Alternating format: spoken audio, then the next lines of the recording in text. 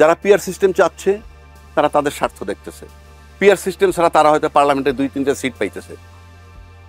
আর যারা পিআরকে অপোজ করে, চাচ্ছে না, তারা পিআর আসলে পরে, পিআর না আসলে 200 সিট পেতে পারে, এবং 200 সিট পেলে পরে টোটাল রাজত্বটা তারা পার্লামেন্টে করবে। পিআর আসলে কিছু সংখ্যা ঢুকবে, এবং পিআর আসলে কিন্তু একটা শক্ত বিরোধী দল হবে। বাংলাদেশের ট্রেডিশন কি জানেন?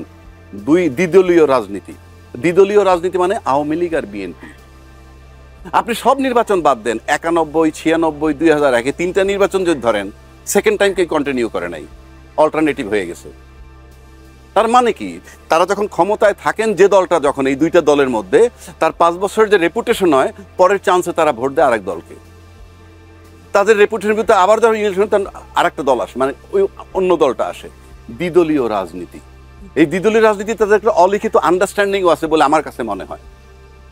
কারণ আজকে যে আওয়ামী লীগ বিতাড়িত হয়ে গেল, তার সাথে জাতীয় পার্টি দোসর পর্যন্ত আপনি দেখেন খুব একটা বিরোধিতা কিন্তু নাই। যারা বিরোধ করলে পরে বড় একটা কিছু হয়, তারা কিন্তু বিরোধিতা করছে না। তারা যেমন বলতেছে আওয়ামী লীগকে নিষিদ্ধ করবে কি করবে না, সেটা জনগণের দায়িত্ব, জনগণ চিন্তা করবে। জনগণ যদি ভেক্টর, আপনি তো আপনার দলের যে কয়টা লোক আছে সেটা রিপ্রেজেন্ট করেন, আপনি তো 20 কোটি লোক রিপ্রেজেন্ট করেন না, এটা তারা বলে। আবার জাতীয় পার্টিকে নির্বাহী আদেশে নিষেধ করা সমর্থন করছি না আমরা, একটা দল বলতেছে।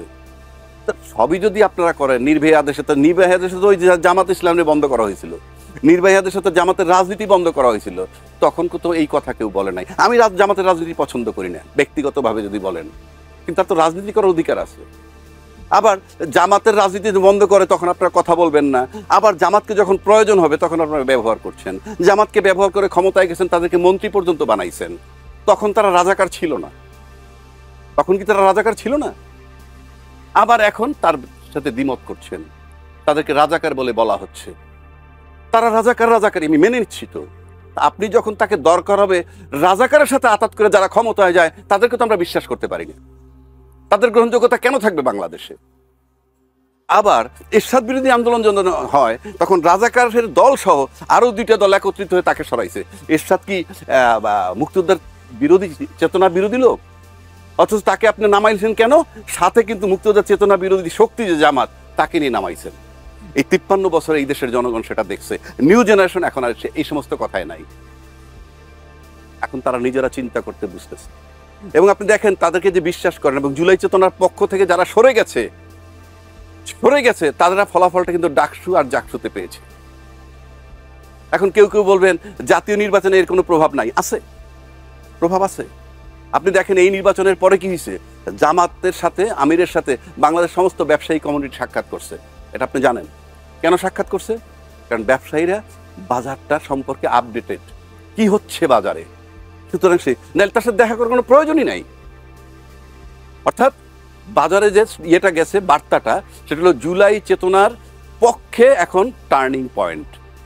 জুলাই চেতনার বিরুদ্ধে যারা দাঁড়াবে, এখন আপনি বলতে পারেন সবাই জুলাই বিরোধী আন্দোলন করছে, মানে জুলাই আন্দোলন করছে, সবাই বলে, আমরাও বলি।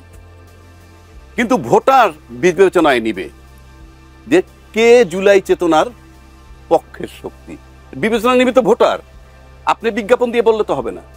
আপনি যদি বলেন শেখ হাসিনা চলে গেল, তার দোসর রাষ্ট্রপতি থাইকে গেল, সেই রাষ্ট্রপতি অপসারণের সময় যদি কোনো দল বলে যে রাষ্ট্রপতিকে অপসারণ করলে সাংবিধানিক সংকট হবে, এটা তো ন্যাচারালি জুলাই চেতনার বিরুদ্ধে যায় কি না?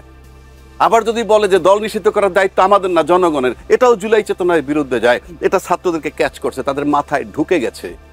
কেননা এই যে জুলাই চেতনা যেটা, সেটা কিন্তু 14 বছর 40 বছর আগের না, 14 মাস আগের ঘটনা। সুতরাং এইটার ইম্প্যাক্ট ওই নির্বাচনে পড়ছে, কারণ এই মুহূর্তে নির্বাচন এইটাই পাইছে। এইটার যে ওয়েভ, এই যে ঢেউটা উঠছে, আমার ধারণা এই জুলাই চেতনার পক্ষে থাকবে আগামী নির্বাচন। এই মুহূর্তে বাংলাদেশের নির্বাচন হলে একদলীয় শাসন কায়েম হবে, স্বচ্ছ, একদম পরিষ্কার। তা আপনি যদি একদলীয় শাসন কায়েম করতে চান, তাহলে কি হবে? সুতরাং এই যে গণতন্ত্রের যে থিওরি, তাতে একদলীয় নির্বাচন হলে একদলীয় ভাবে যারা ক্ষমতায় যাবেন তাদেরকেই ভাবতে হবে। গণতন্ত্রে বিশ্বাসী হইলে, রাষ্ট্রকে ভালোবাসতে হইলে, জনগণকে ভালোবাসতে হইলে, রাষ্ট্রের উপকারের জন্য শক্ত বিরোধী দল দরকার। সেটা আপনারা কেমনে আনবেন সেই চিন্তা আপনাদেরকে করতে হবে, রাজনীতিবিদদেরকেই করতে হবে। এখন আপনি যদি বলেন শক্ত বিরোধী দল না থাকলে আমরা কি করব, এটা তো শেখ হাসিনার মতো কথা হইল। আপনাকেই আনতে হবে, আমি এটা দোষ দিচ্ছি না কারো, পিয়ার পদ্ধতি দিয়ে আনতে হবে তা না, আপনি অন্যভাবে চিন্তা করেন শক্ত বিরোধী দল কেমনে আনা যায়। আমরা কিন্তু আসন ভাগাভাগির রাজনীতি এই দেশে দেখছি। আসন ভাগাভাগির রাজনীতি মানে কি, তোমাদেরকে 40টা সিট দিলাম, ওইখানে আমাদের প্রার্থী থাকবে না, এটা আর পিয়ারে খুব একটা তফাৎ নাই তো।